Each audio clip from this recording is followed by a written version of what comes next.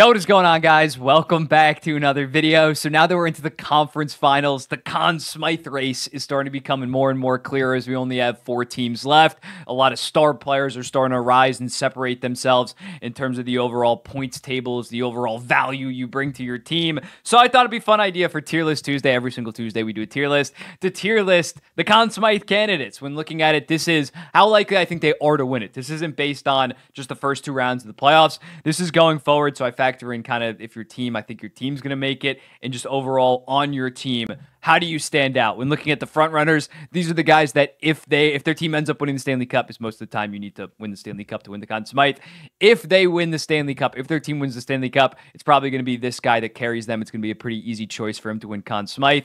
Decent chances. Maybe you're duking it out with another guy as the most valuable guy right now, so I can't be fully front runners. Could see it, would be like a 3 to 5% chance of it happening. I can definitely see it happen. And then long shots is these guys maybe didn't have the best first 2 rounds and they need to kind of make up some ground, or maybe they played fantastic. I just don't think that they're going to repeat it and they're going to be as valuable as their team going forward. So without further ado, let's get into it. I think I got like 5 or 6 guys from all 4 of the teams remaining. Up first, Wyatt Johnston. I'm going to put it in could see it. Right now, 7 goals, 4 assists. There's no clear guy for Dallas right now in terms of their Conn Smythe favorite. They have a lot of guys, and considering Wyatt Johnston's leading the team in goals, has some very, very timely and clutch goals. Look at it, of course, that Vegas Golden Knights overtime goal. Wyatt Johnston, I could definitely see it. I think he's probably 3rd right now in the Dallas Stars in terms of the Conn Smythe odds, and considering Dallas is my Stanley Cup pick, I definitely could see it. I could see him ball out and finish with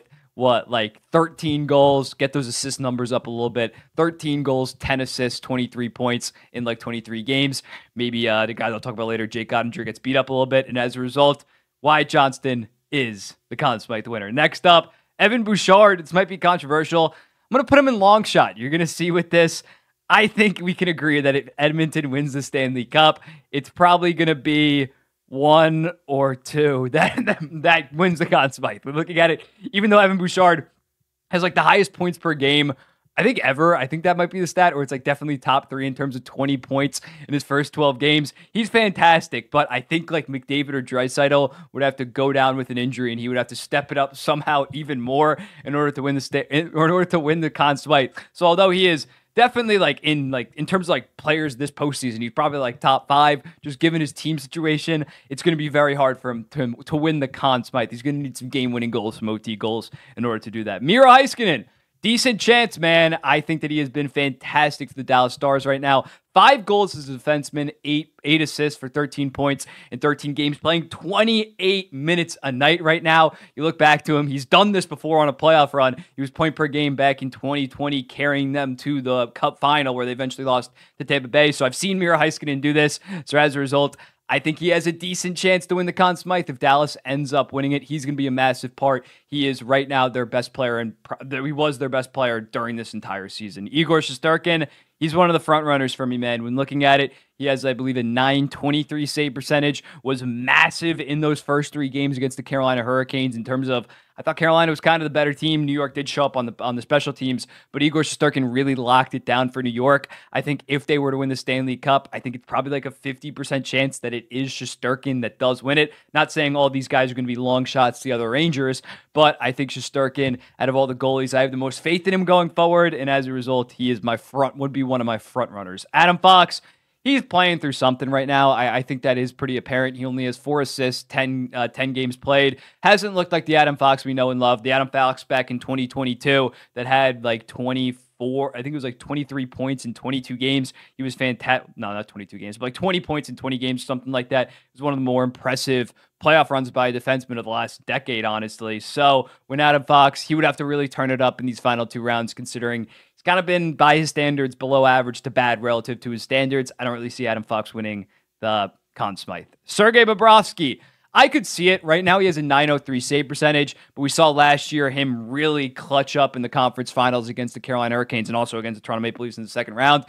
If he goes on an absolute heater, could he end up winning it? Yes. Right now he put himself in a bit of a hole in terms of the Conn Smythe. Has definitely not been close to Florida's most valuable player. He's done enough. They obviously won in 5 games in 6 games, but right now he's definitely a little bit lower down. Ryan Nugent-Hopkins, he's definitely a long shot, even though he's like fourth or fifth in the entire playoffs in points with 4 goals, 12 assists for 16 points.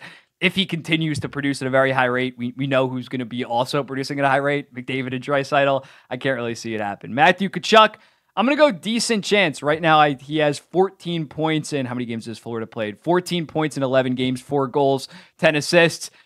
Carried them outside of Bobrovsky. It was him and Bobrovsky carrying them last year. He is playing to that almost level that he did last year. So I think if Florida goes on to win it, I could easily see this guy winning Conn Smythe. Right now on Florida, he might honestly be the pick. Him and another guy that I'm going to get to. Brandon Montour, playing very good. He's playing very good. 3 goals, 5 assists, 8 points in 11 games right now for Florida. Playing some pretty decent minutes, like 24 minutes a night.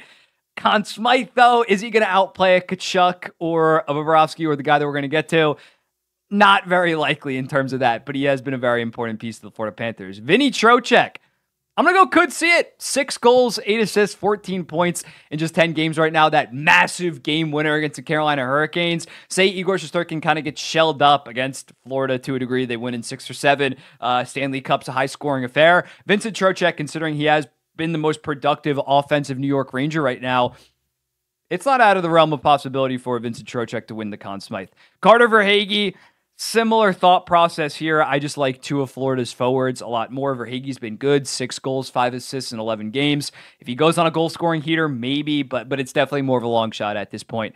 Zach Hyman's a tough one because he's leading the entire playoffs in goals right now with 11 in 12 games or something like that. But again, if they, unless he somehow just continues to score at like a goal a game, finishes with 20 goddamn goals. But even then, in that scenario, McDavid or Draisaitl are going to have 35, 40 points. They're going to set the record for the most points in a single playoff run. And I think you're going to opt for someone that fully drives your offense, two guys that drive your offense and drive your power play over, say, a Zach Hyman. Jake Ottinger. Decent chance, man. 918 save percentage right now has been fantastic for the Dallas Stars. He's really good in that series against the Colorado Avalanche. I think him and Miro Heiskanen are 1A, 1B right now for a Dallas Stars potential Stanley Cup or Conn Smythe if they do end up winning it. Again, they're not, although I think Dallas has a better chance than the New York Rangers to win the Stanley Cup at this point, I think Shesterkin is far more likely on his team. Meanwhile, Dallas, Heiskanen and Ottinger, it's going to be a battle in terms of if they win, who's going to win the Conn Smythe. Sam Reinhart, also having a very good playoff, similarly to Verhaeghe. I think he has like 10 points in 10 and 11 games right now, but it's just not going to be enough unless he starts goal scoring like he did in the regular season. Leon Draisaitl. This might be controversial. I'm going to go with decent. I'm confused. I'm conflicted. I'm going to do McDavid right now too. I think if the Edmonton Oilers are going to win the Stanley Cup, I think McDavid needs to play far better. And McDavid still is playing very good. 2 goals, 19 assists, 21 points. Draisaitl, if the playoffs ended today, Draisaitl would be your Conn Smythe winner just overall in the NHL. But I think if Edmonton is going to win the Stanley Cup, if you're following me on this, if they are going to, McDavid needs to play out of his mind, start goal scoring.